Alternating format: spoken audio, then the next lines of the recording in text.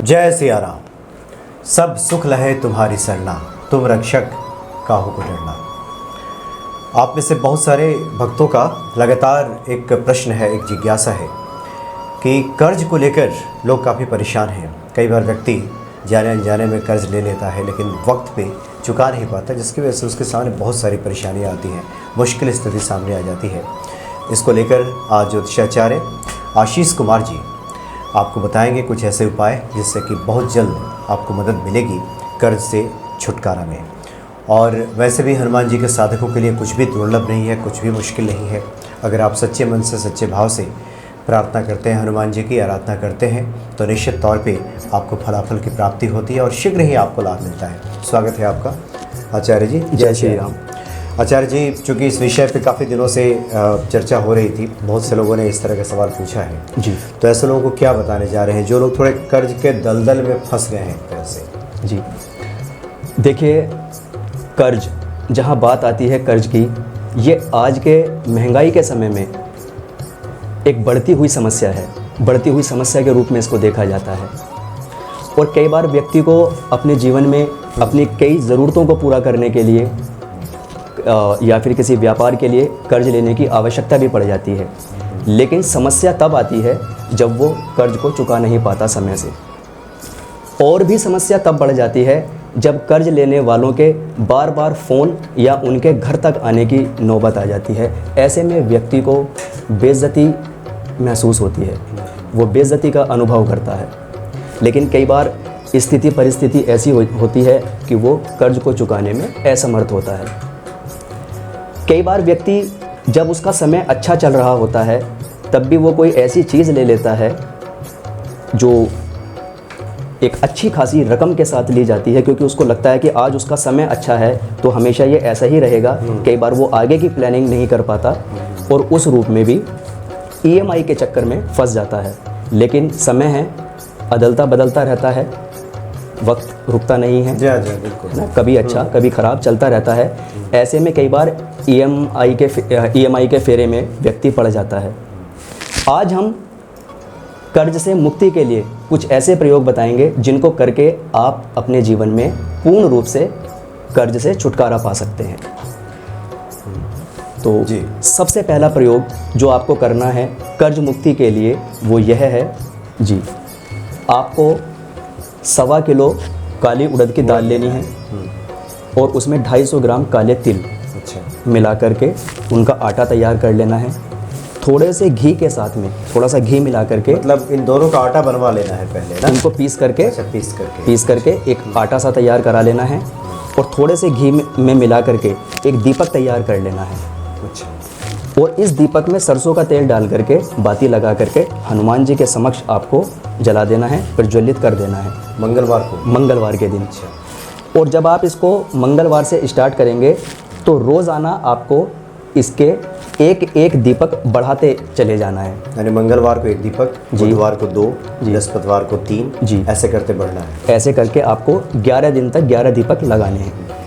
उसके बाद में जब आपका 11 दीपक कंप्लीट हो जाएंगे, जैसे 11वां दिन होगा, 11 दीपक आपके हो गए, उसके बाद में घटते हुए क्रम में आपको दीपक लगाने हैं और ऋण मोचन मंगल स्तोत्र का आपको पाठ करना है और हनुमान जी से अपनी कर्ज मुक्ति के लिए प्रार्थना करनी है। अच्छा आचार्य जी, थोड़ा सा और स्पष्ट कर दीजिए जी। आपने कहा कि मंगलवार से शुरू करें। पहले तो 1.25 किलो उड़द ले लीजिए, 250 ग्राम तिल ले लीजिए, तिल ले लीजिए, उसका आटा बनवा करके घी मिला करके दीपक बना लीजिए। सरसों के तेल में मंगलवार से जलाइए, उसको हनुमान जी के समक्ष जलाइए। मंगलवार को 1 दीपक, बुधवार को 2 दीपक, बृहस्पतिवार को 3 दीपक जी। ऐसे ही करते करते करते आपने कहा 11 दीपक जिस दिन पूरा हो जाए जी, उसके बाद में उसके बाद अगले दिन से घटते हुए क्रम में, मतलब 10 दीपक जी, 9 दीपक जी। अच्छा, ऐसे करके आना इस तरीके से। और साथ में ऋण मोचन मंगल स्तोत्र का पाठ करते रहें और हनुमान जी से अपनी कर्ज मुक्ति के लिए प्रार्थना करें।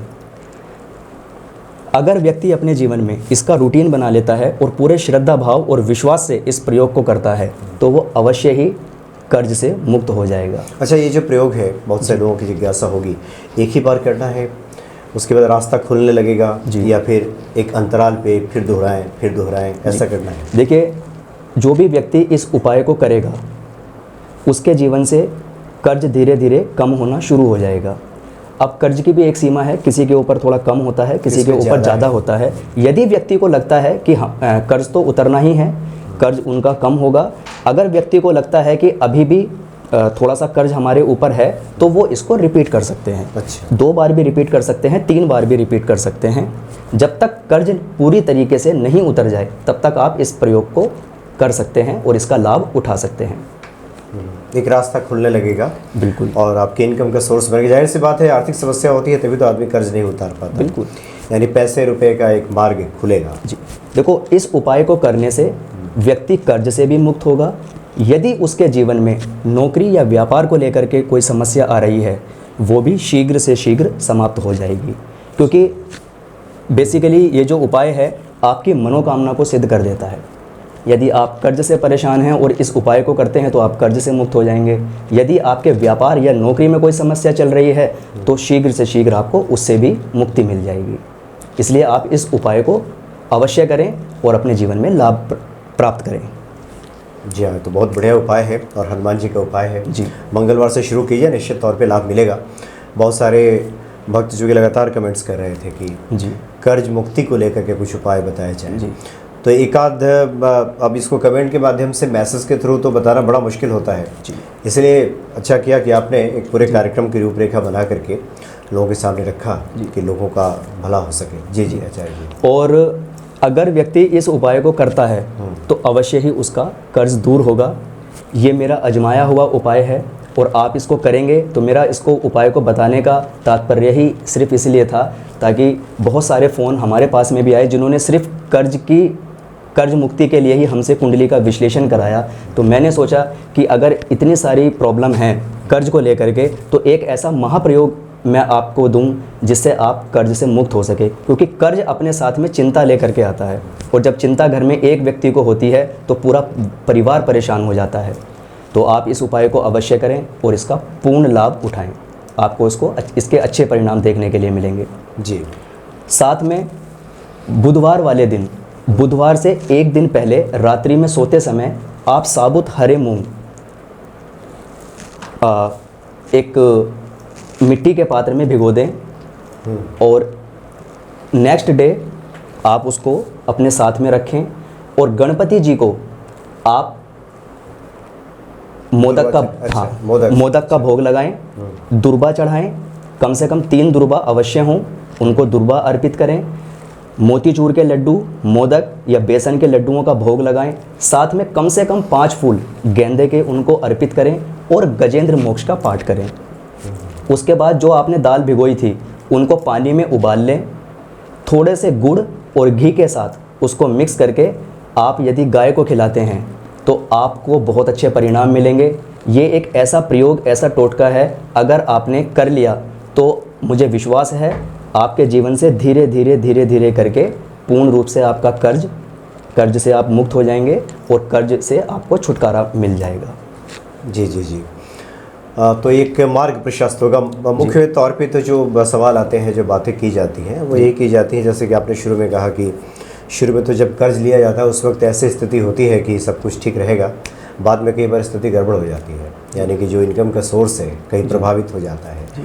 तो इससे एक इनकम का सोर्स बनेगा। आपने कहा कि रोज़ी रोज़गार को लेकर जिनकी परेशानी है उनके लिए भी ठीक है। जी देखिए, जब भी जन्म कुंडली के अंदर पंचम भाव और अष्टम भाव का स्वामी किसी भी प्रकार से युति बना लेता है, किसी शुभ ग्रह के प्रभाव में होता है या शुभ भाव में बैठ जाते हैं, क्योंकि कुंडली के आकस्मिक जो धन लाभ देखा जाता है वो कुंडली के अष्टम भाव से देखा जाता है, जिसको हम यूँ भी कह सकते हैं कि जो गड़ा धन हम देखते हैं कि व्यक्ति के जीवन में प्राप्त होगा या नहीं होगा, वो भी अष्टम भाव से देखा जाता है।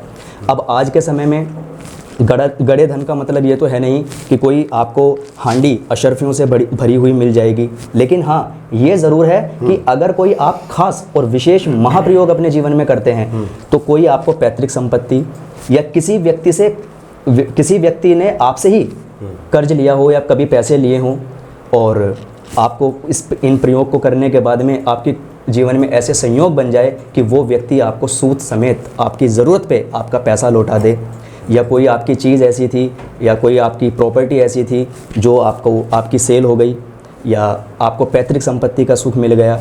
इस प्रकार आपके जीवन में कुछ ऐसे योग बन जाते हैं जिससे आपका जो भी कर्ज आपके जीवन में आपको लेना पड़ा है, आप उससे पूर्ण रूप से मुक्त हो जाते हैं। जी जी जी, तो ये अच्छा प्रयोग है।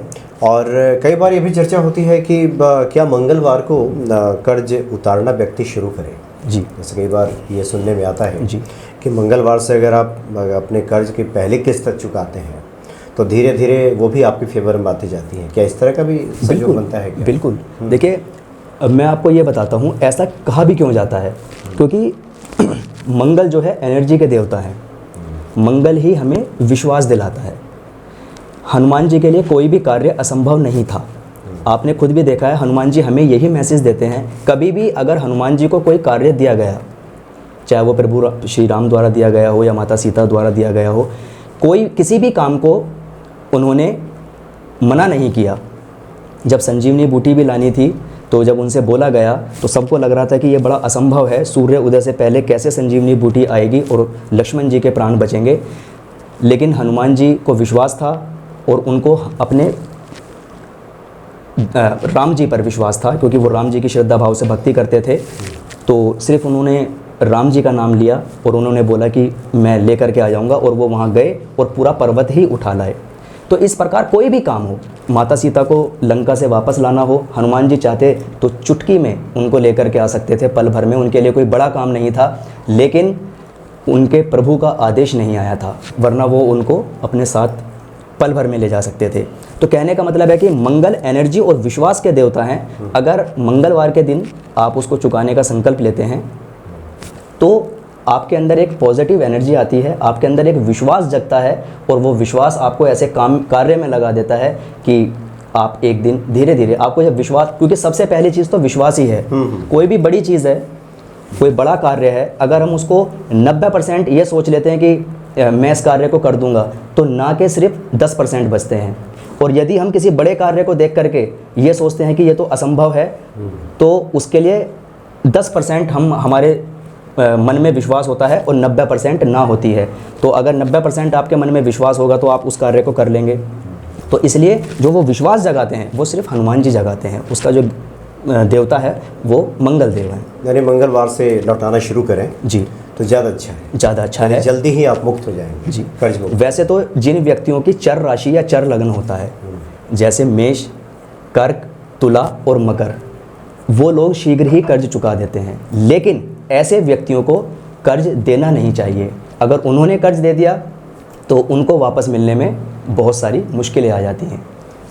यानी इन सब बातों का भी ध्यान रखें। इन सब बातों का भी ध्यान रखें, क्योंकि अगर आपका समय अच्छा है तो वो अपने आप ही आपके ऐसे रास्ते बना देगा, आपके जीवन में ऐसे संयोग बना देगा कि आप कर्ज से मुक्त हो सकते हैं। बड़े से बड़ा कर्ज व्यक्ति चुका देता है। और कितनी भी और यदि आपके ऊपर कोई नेगेटिव दशा चल रही है या कुंडली के आपकी कुंडली में ही कुछ ऐसा दुर्योग बना हुआ है, कुछ ऐसा योग बना हुआ है ग्रहों का, तो आपको विशेष समस्याओं का सामना करना पड़ता है। तो जो भी लोग अपने जीवन में कर्ज से परेशान हैं वो इन उपायों को ज़रूर करें। और मुझे विश्वास है, मुझे हनुमान जी के ऊपर विश्वास है कि आप अवश्य ही कर्ज से मुक्त हो जाएंगे। जी जी, बिल्कुल सही कहा आपने। और वैसे तो मैं हर बार कहता हूँ कि हनुमान चालीसा अपने आप में सर्वफलदायक है। फिर भी बहुत से भक्तों के प्रश्न था कि हम लोग तो हनुमान चालीसा पढ़ते हैं लेकिन फिर भी न जाने क्यों रुकावट आ रही है। तो ये हमारी तरफ से कोशिश हुई कि क्यों ना कुछ उपाय आचार्य जी के माध्यम से आप लोगों तक पहुँचे और आप अपने जीवन को लाभान्वित करें, कर्ज मुक्ति का उपाय आपके जीवन में काम आ सके, ऐसी हमारी इच्छा थी, ऐसी हमारी कामना है। बहुत बहुत धन्यवाद आपका आचार्य जी। जय श्री राम। जय श्री राम।